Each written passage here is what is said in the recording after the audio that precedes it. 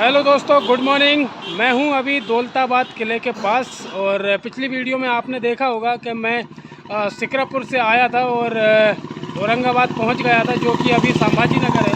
और वहां पर सोया था मैं एक मंदिर में। और मंदिर में कुछ ऐसा सीन रहा है मेरा कि मैं ना तो रात में सो पाया और ना रात में जाग पाया, क्योंकि पूरी रात मच्छरों ने ऐसा परेशान कर दिया कि हालत ख़राब हो गई। और मॉर्निंग में 3:30 बजे उठ के मुझे वहाँ से निकलना पड़ा। तो अंधेरा था, तो मैं पैदल पैदल चलता रहा, क्योंकि मेरी मॉर्निंग वॉक भी हो जाएगी और चलना भी हो जाएगा। तो इसलिए मैं 7 किलोमीटर पैदल चला हूँ आज मॉर्निंग में। और फाइनली आ चुका हूँ दौलताबाद किले के पास। ये इसको देवगिरी का किला भी बोलते हैं। और अब इसके अंदर जाऊँगा मैं। यहाँ से कितने का टिकट लगता है वो देखना पड़ेगा। और मेरे पीछे आप ये पहाड़ी देख रहे हो, यही है देवगिरी की पहाड़ी। देवगिरी का किला ये सामने से ऐसा दिखता है और ये इसका एंट्री गेट है। तो अब इससे अंदर चलते हैं।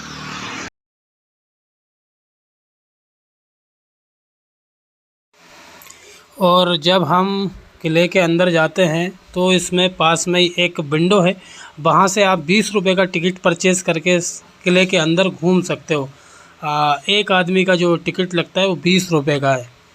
तो चलिए हम इससे अंदर चलते हैं।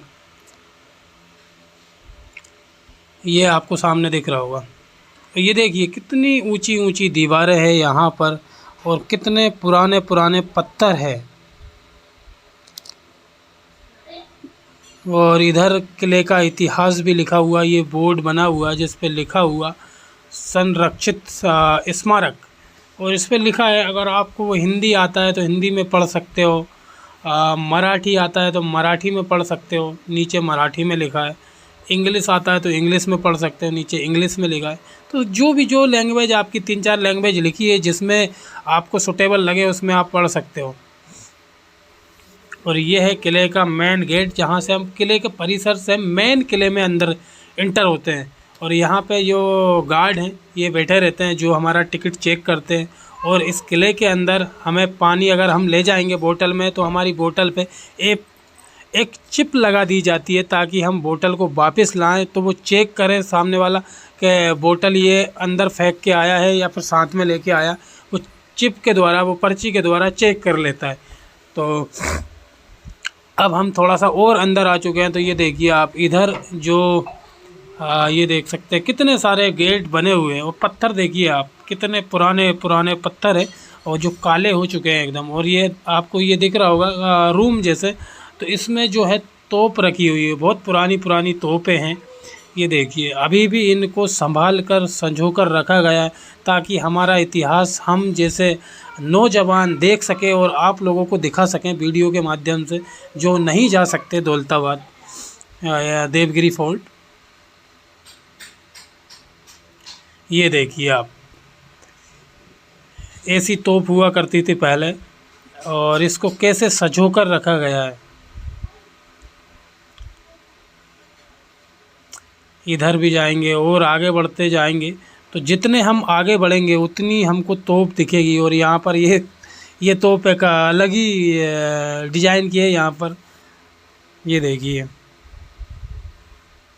और ये दरवाज़ा देखिए कितना पुराना है, क्योंकि वो सड़ चुका है दरवाज़ा।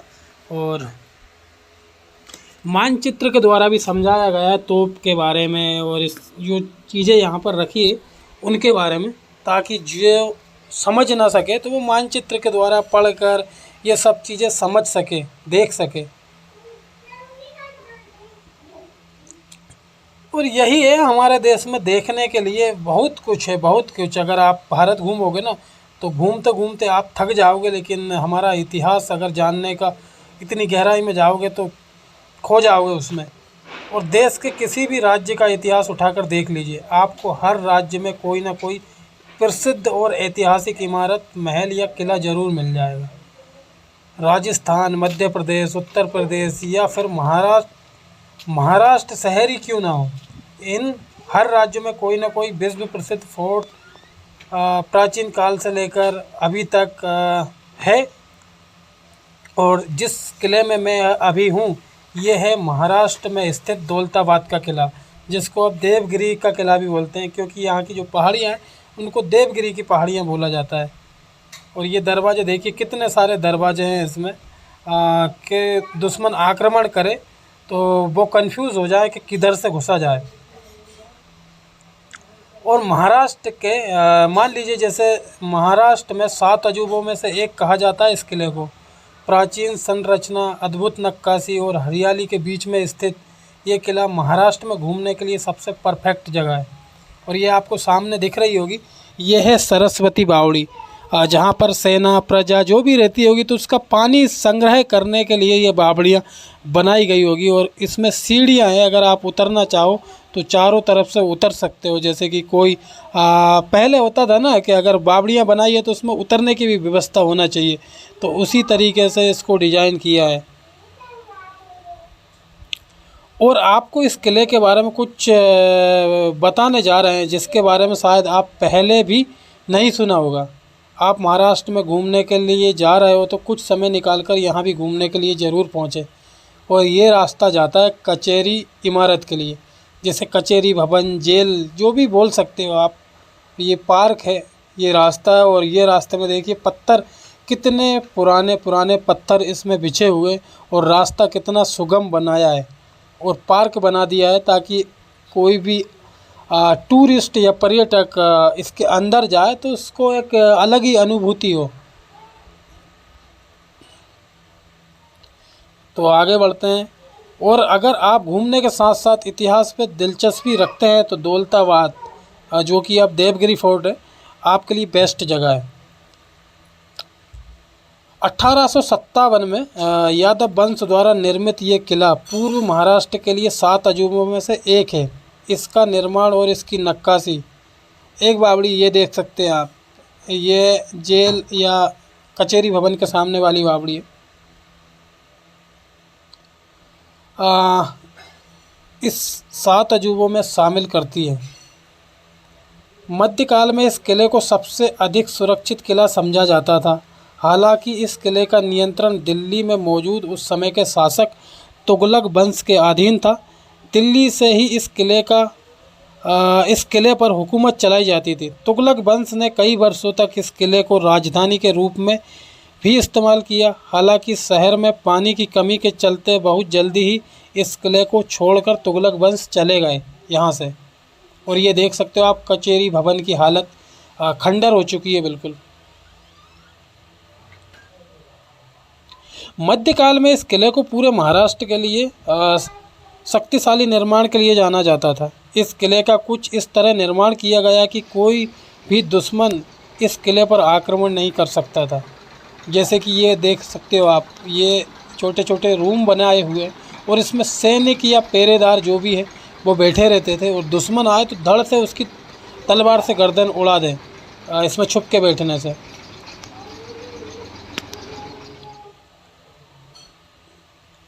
किले पर आक्रमण तो कोई भी नहीं कर सकता था क्योंकि इस तरीके से इसको बनाया गया है। और इसकी ऊंचाई जो है वो 200 मीटर की ऊंचाई है, और एक बड़े चट्टान को काटकर निर्माण किया है। दुश्मन को इस किले पर चढ़ने के लिए कई दिन क्या कई महीने लग जाते थे। शायद यही वजह रही होगी कि आज तक इस किले पर कोई आक्रमण नहीं कर सका। इस किले के चारों तरफ बड़े बड़े खाई भी खोदकर उसमें मगरमच्छों को छोड़ा जाता था ताकि शत्रु अंदर ना आ सके। और ये जो है ये स्विमिंग पूल है जिसमें सैनिक प्रजा जो भी है तैराकी का प्रशिक्षण लेती होगी उस समय। अभी तो ये सूखा पड़ा हुआ है। अगर आप महाराष्ट्र घूमने के लिए जा रहे हैं ना तो आपको ये ज़रूर घूमने के लिए जाना चाहिए। ये किला महाराष्ट्र के साथ साथ पर्यटकों के लिए भी एक बेहतरीन पिकनिक की जगह है। बरसात के मौसम में ये हज़ारों सैलानियों की भीड़ लगी रहती है। यहाँ आप सोमवार से रविवार सुबह 9 से शाम 5 बजे के बीच कभी भी घूमने के लिए जा सकते हैं। ये है भारत माता मंदिर का द्वार। ये देखिए, ये है भारत माता मंदिर। ये पहले उस ज़माने में जैन मंदिर हुआ करता था और पूरा 152 खम्भों पर टिका हुआ था। तो जब औरंगजेब ने आक्रमण किया था और इस किले को जीता था धोखाधड़ी से, उस समय इसको तोड़कर और नमाज़ पढ़ने के लिए ये जगह बना दी गई थी। जो अभी भी आप टूटे खम्भे देख सकते हो, ये टूटे खम्भे देख सकते हो। और एकमात्र भारत देश में भारत माता का मंदिर है। आज़ादी के बाद यहाँ पे भारत माता की मूर्ति स्थापित कर दी गई थी और इसको भारत माता मंदिर का नाम दे दिया गया। अभी भी आप प्राचीन सभ्यता जो भी है जैन सभ्यता वो आप देख सकते हो इन खम्भों के माध्यम से कि कैसे खम्भों में हमारी संस्कृति और लिपियाँ जो है छपी हुई है, और इसको तोड़कर पूरा मस्जिद का रूप दे दिया था।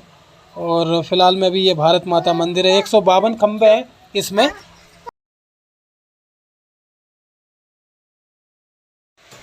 इसमें घूमने के लिए जो है विदेशी जो पर्यटक आते हैं उनसे 100 रुपये लिए जाते हैं, और भारतीयों से पहले 10 रुपये लिए जाते थे, अभी 20 रुपये लेने लगे हैं। ऐसा नहीं है कि इस किले के आसपास घूमने के लिए कोई जगह नहीं है, बल्कि इस किले के आसपास एक से एक बेहतरीन जगह है घूमने के लिए।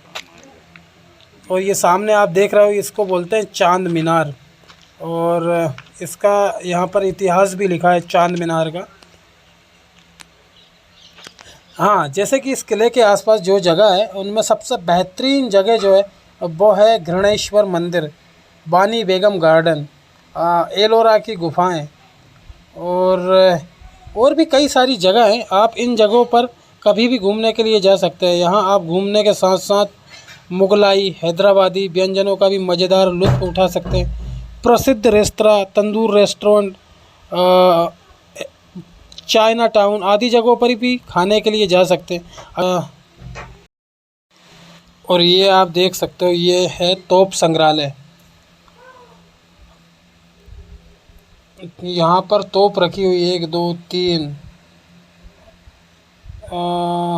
4 5 6 7 8 9 10 11 12 13 14 15, और इधर हम देखेंगे सामने तो 16 17 18 19 20 21 22 23 24 25 26 27 28 29 30 31 लगभग 50 तोप यहाँ पर रखी हुई है। और अब हम यहाँ से चलते हैं आम खास महल की तरफ। जब हम आम खास महल की तरफ जाते हैं तो ये देखिए, ये है आम खास महल का प्रवेश द्वार, प्रवेश एंट्री गेट बोल सकते हैं। और अंदर पूरा जो है स्पेस था उसमें पार्क बना दिया है, पार्क है। और यहाँ पे देखिए आप जैन सभ्यता, हिंदू सभ्यता, सनातन संस्कृति से जुड़ी यहाँ पे मूर्तियाँ, महल, उन सब के जो हैं खंडित अवशेष रखे हुए। ये देखिए आप पत्थर में देख सकते हो ये मूर्तियाँ हैं, ये टूटी मूर्तियाँ हैं, ये पहले महल में जो भी नक्काशी की गई है उन सब चीज़ों की। ये देखिए जैन धर्म, बौद्ध धर्म से मिले हुए अवशेष यहाँ पे सजो कर रखा गया ताकि हमारे इतिहास के बारे में लोग जान सके। ये देखिए कैसी इसकी गर्दन कटी हुई है, मूर्ति टूटी है। वाकई में हमारा इतिहास पहले क्या रहा होगा, कितनी प्राचीन सभ्यता थी हमारी। और हमारे देश में जब मुग़ल आए और मुग़ल ने धीरे धीरे करके हमारी संस्कृति, हमारी सभ्यता, सभी चीज़ों को धीरे धीरे नष्ट कर दिया, लेकिन पूरी तरह नष्ट हो नहीं पाया क्योंकि हमारी सभ्यता, हमारी संस्कृति थी इतनी प्राचीन। और ये आप सामने से देख सकते हो, ऊपर जो आपको दिख रहा होगा ना वही है किला, और इसमें बहुत सारे द्वार हैं। अगर आक्रमणकारी इसमें अंदर जाएगा तो पहले ही वो मतलब चकमा खा जाएगा कि मैं किस द्वार से अंदर घुसूं और कहाँ पे जाऊं, कैसे जाऊं। तो इसीलिए इस किले में बहुत सारे द्वार, दरवाजे इस तरह से बनाए हुए हैं। और ये आप देख रहे हो इधर वाटर ड्रिंकिंग लगा हुआ है, तो यहाँ पे जो है वाटर कूलर का पानी है। अगर आपको शुद्ध पानी और चिल्ड पानी पीना है तो इससे पी सकते हो, नॉर्मल पानी भी है यहाँ पे। पत्थर देखो कैसे पड़े हुए हैं यहाँ पर, और ये पुरानी सीढ़ियाँ थी, जिस तरह से बनाई गई थी उसी तरह से सीढ़ियाँ बनी हुई है। ये पत्थर है, कुछ तो टूट फूट हुआ है, कुछ खंडर के रूप में अभी देख सकते हो, और कुछ अभी काम चल रहा है। वैसे हमारी जो भारत सरकार है। दोस्तों काफ़ी आगे और ऊपर आ चुका हूँ मैं। आप वीडियो को बिल्कुल भी स्किप मत करिए, वीडियो पूरा देखिए, क्योंकि आप वीडियो पूरा नहीं देखोगे तो बहुत सारी चीज़ें किले की मिस कर दोगे, आप नहीं देख पाओगे। और ये वीडियो थोड़ा लंबा होने वाला है क्योंकि इसमें मैं थोड़ा सा पूरा डिटेल में आपको घुमाऊँगा और दिखाऊँगा। और अगर मैं वीडियो छोटी कर दूंगा तो बहुत सारी चीज़ें मिस हो जाएगी, मैं वो सब चीज़ें एक्सप्लोर नहीं कर पाऊंगा जो मैं करना चाह रहा हूं। इसलिए थोड़ा सा वीडियो लंबा होएगा तो आप देखते रहना। और वीडियो काफ़ी अच्छा होने वाला है। चलिए अब चलते हैं यहाँ से आगे की तरफ। और जब हम आगे की तरफ बढ़ते हैं तो देखिए एक और गेट आता है, और इस गेट से जब हम ऊपर चढ़ते हैं तो इन सीढ़ियों के माध्यम से हम चढ़ते हैं। और ये है, गुप्त रास्ते थे पहले और अभी बंद कर दिए। आप देख सकते हो ये गुप्त रास्ते कैसे हुआ करते थे। इसमें सैनिक छुप छुप के बैठा करते थे ताकि जो भी आक्रमणकारी यहाँ पर आए और उनको चुपके से मार दिया जाए, तलवार के द्वारा गर्दन काट दी जाए। तो अब मैं इससे ऊपर चढ़ रहा हूँ और ऊपर आकर देखता हूँ ये रखी हुई है एक तोप, और इस तोप को आप देख सकते हो, ये इसको मछली बोल सकते हो या जो भी उसका मुंह बना हुआ है, और पूरी ये तांबे की है, पूरा तांबा की धातु से बनी हुई है। और इसमें गोले, इससे गोले दागे जाते थे यहाँ से। कितना ऊंचा है, यहाँ से आप पूरा देख सकते हो देवगिरी की पहाड़ियों का व्यू नीचे, ये देखिए। और उससे नीचे उतर के जब मैं नीचे आता हूँ तो मुझे एक चीज़ देखने को मिलती है यहाँ पे, जो भी है किला, किले के चारों तरफ एक खाई है, बहुत गहरी खाई है और उसमें पानी भरा हुआ है। और पहले इसमें रास्ता नहीं था, फ़िलहाल में अभी इस पर पुल बना दिया गया ताकि जो भी पर्यटक या टूरिस्ट यहाँ पर आए तो इसको क्रॉस करके किले तक जा सके, मेन किले तक।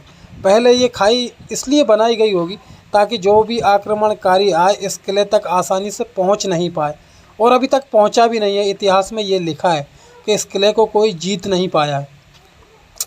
हालांकि औरंगजेब ने इस किले को धोखे से जीता था, और उसने अपनी सुगमता और आसानी के लिए ये जो खाई है, इस खाई पे अपने उतरने के लिए, चढ़ने के लिए सीढ़ियाँ बना दी गई थी ताकि वो आसानी से उतर और चढ़ सके।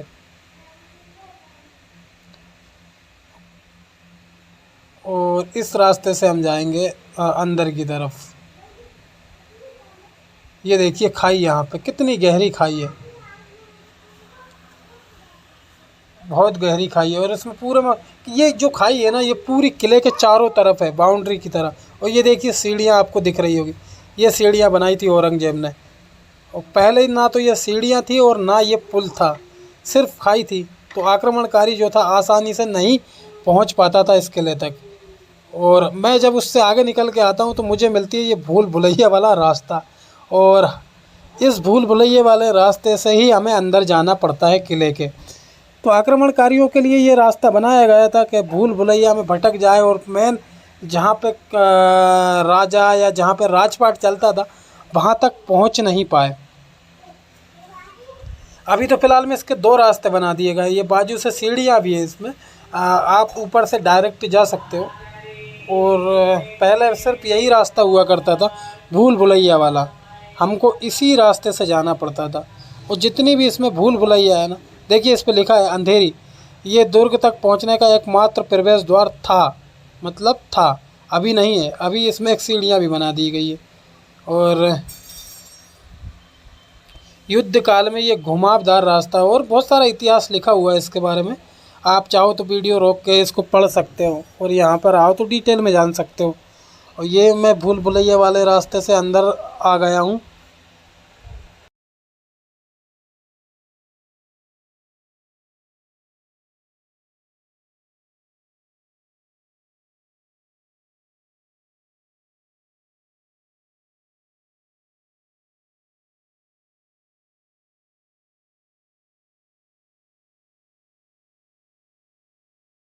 दोस्तों ये पूरी भूल भुलैया है, अगर मैं इस रास्ते से किले के ऊपर तक जाऊंगा तो पूरा भटक जाऊंगा, इसलिए मैं यहाँ से जा रहा हूँ वापस, क्योंकि इस रास्ते में कहाँ मैं कैसे रास्ता भटक जाऊँ कुछ कह नहीं सकता। ये देखिए पूरी गुफाएं बनी हुई है इसके अंदर। अभी तो फिलहाल में लाइट लगी हुई है, लाइट लगा दी गई है तो थोड़ा सा उजाला है।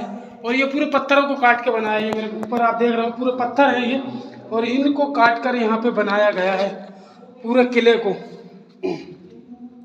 और इसमें अगर आप आ रहे हो अंधेरे में तो बहुत ही संभाल के पैर रखना पड़ेगा आपको, नहीं तो आप कब गिर जाओ आपको मालूम भी नहीं चलेगा। और ये देखिए मैं गुफा में ही चल रहा हूँ पूरा अंदर।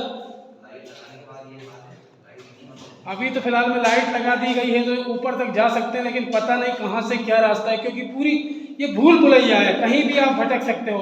और जो भी रास्ते हैं ना इस गुफा के, वो एक ही जगह पर जाकर मिलते हैं। आप किसी भी रास्ते से चले जाओ, रास्ता एक ही जगह जाकर मिलेगा।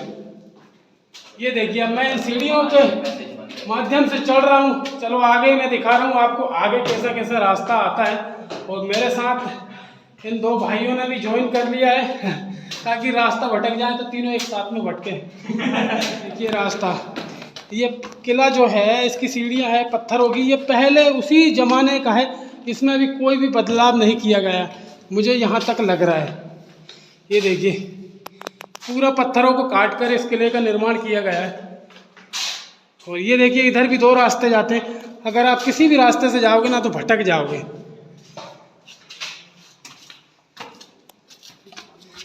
और हम चलते हैं यहाँ से किले के ऊपर।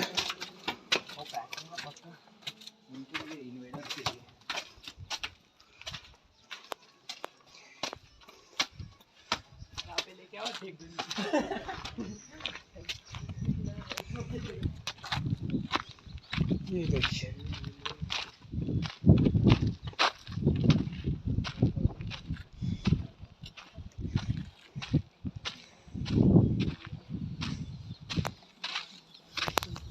और यहाँ से भी नज़र आती है खाई। ये देखिए किले के चारों तरफ एक खाई बनी है, पानी भरा हुआ है ताकि कोई भी आक्रमणकारी इस किले पे आक्रमण करे तो एकदम से आक्रमण ना कर पाए और इस खाई में कूद के मर जाए। तो दोस्तों मैं अभी जा रहा हूँ इस रास्ते से, आप देख सकते हो कितना अंधेरा है इस रास्ते में। और ये रास्ता जाता है सीढ़ियों के द्वारा किले के सबसे टॉप पर। और पूरी भूल भुलैया है भाई, भटकना तो ये समझ लीजिए, अगर आप गलत रास्ते पे चले गए, गलत ट्रैक पकड़ लिया तो भटक जाओगे।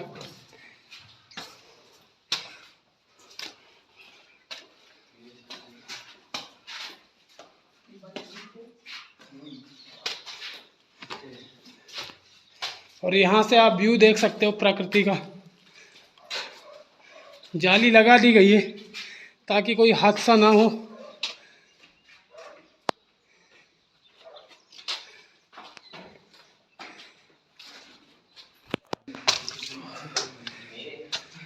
किले के जब ऊपर चढ़ते हैं तो कहीं कहीं पानी भी भरा है सीढ़ियों पर। और पूरी तरह से देखिए रास्ता आप,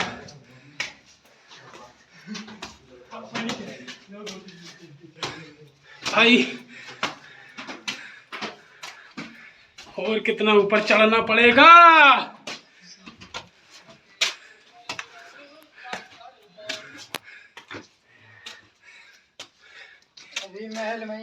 तो फाइनली टॉप पर आ चुका हूं मैं सीढ़ियों के द्वारा।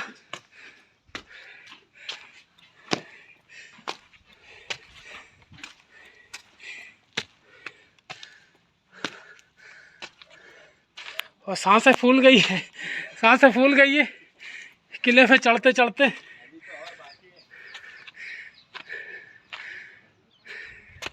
तो व्यू दिखा रहा हूँ किले का, ये देखिए कितना ब्यूटीफुल सा व्यू है यहाँ का।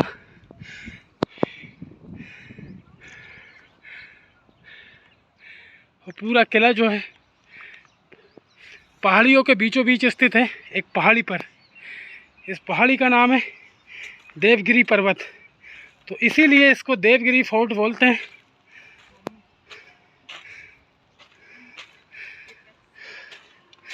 ये देखिए पूरा पहाड़ी को काट कर बनाया है।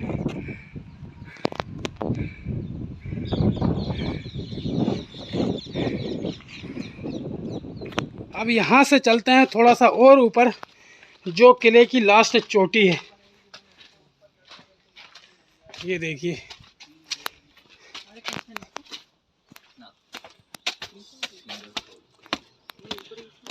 कितनी सारी सीढ़ियाँ हैं, चढ़ते चढ़ते थक जाओगे। अगर आप किले में घूमने आ रहे हो तो आपको पूरा दिन चाहिए घूमने के लिए, पूरा दिन भी एक साल चाहिए। तो हम और कुछ दूर ऊपर चल के आते हैं तो हमें दिखता है गणेश जी का मंदिर। और ये मेरे देख सकते हो गणेश जी का मंदिर आप। चलिए मैं आपको दिखाई देता हूँ।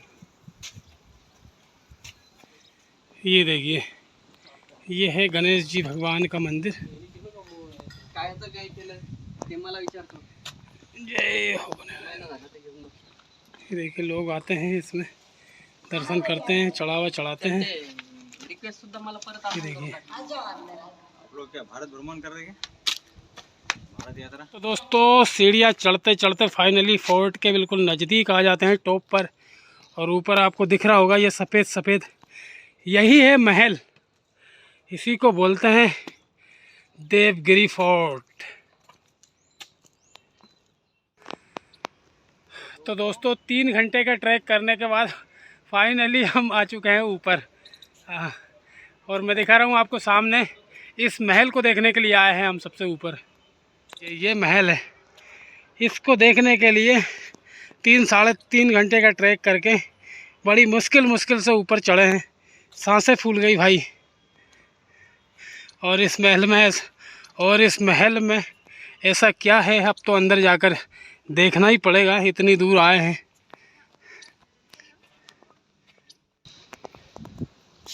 तो फाइनली आ चुके हैं हम महल के अंदर। और अब देखते हैं इस महल में और क्या क्या है देखने के लिए, क्योंकि काफ़ी जद्दोजहद करने के बाद फाइनली ऊपर चढ़ पाए हैं। सुबह से मॉर्निंग में कुछ खाया भी नहीं है, ब्रेकफास्ट भी नहीं हुआ, और भूखे पेट ही चढ़ाई की हमने। ये देखिए आप,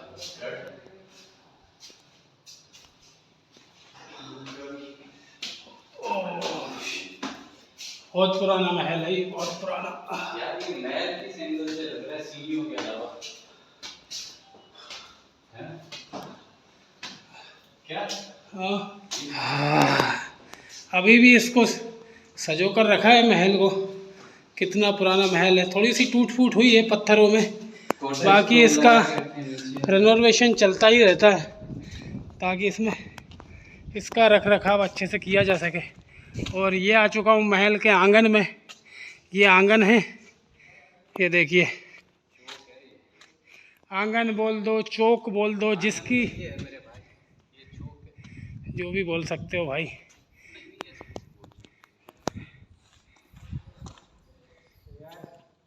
और ये देखिए, अब हम यहाँ से अंदर चलते हैं और अंदर जाके हम देखेंगे यहाँ से व्यू, जो पूरा नीचे का व्यू आता है शहर का।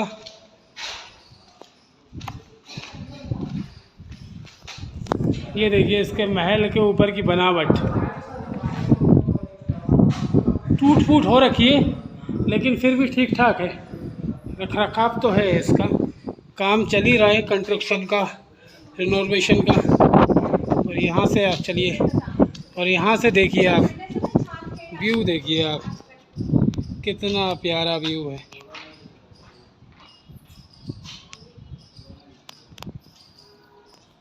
और नीचे पूरा शहर दिख रहा है आपको, दौलताबाद।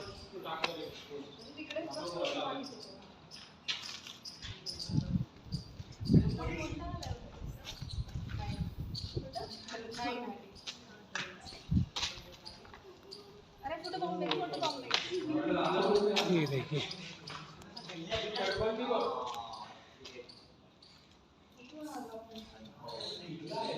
इस महल के चारों तरफ घूमने का रास्ता है। चारों तरफ से आप व्यू देख सकते हो नीचे का, नेचर ब्यूटी, और नीचे दौलताबाद शहर बसा हुआ उसका, और सामने है ये पहाड़ियाँ। इन्हीं पहाड़ियों को बोलते हैं देवगिरी की पहाड़ियाँ, इसीलिए इस किले का नाम देवगिरी किला पड़ गया। महल के ऊपर एक और छोटा सा महल है। ये महल बोल सकते हैं, क्या बोल सकते हैं इसको पता नहीं, लेकिन ये सबसे ऊंची चोटी है और इसके ऊपर अब कुछ नहीं है।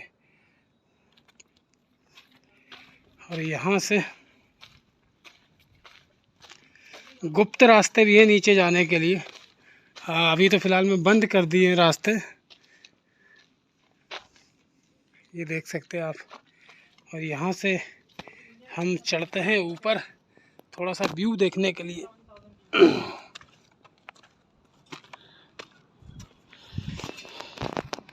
ये देखिए व्यू यहाँ का। और यहाँ से दिखता है पूरा किला नीचे का।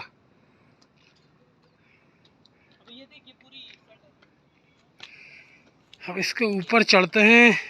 मैं गलत ट्रैक पर आ गया हूँ। यहाँ से चढ़ने का मेरे से बनेगा या नहीं बनेगा पता नहीं, ट्राई मारते हैं। बैग भी है मेरे पास। तो दोस्त फाइनली मैं आ चुका हूँ देवगिरी फोर्ट की चोटी पर, सबसे ऊपर, और इससे ऊपर अब कुछ नहीं है इस तोप के अलावा। तो चलिए मैं आपको वो तोप दिखाता हूँ। ये देखिए मेरे पीछे जो आपको तोप दिख रही है, ये है वो तोप। और यहाँ से गोले दागे जाते थे दुश्मनों पर, ताकि दुश्मन यहाँ से बच के ना भागने पाए। यहाँ से भाग कर ना बचने। यहाँ ये इस तोप से उड़ाया था औरंगजेब को। तो ये वही तोप है।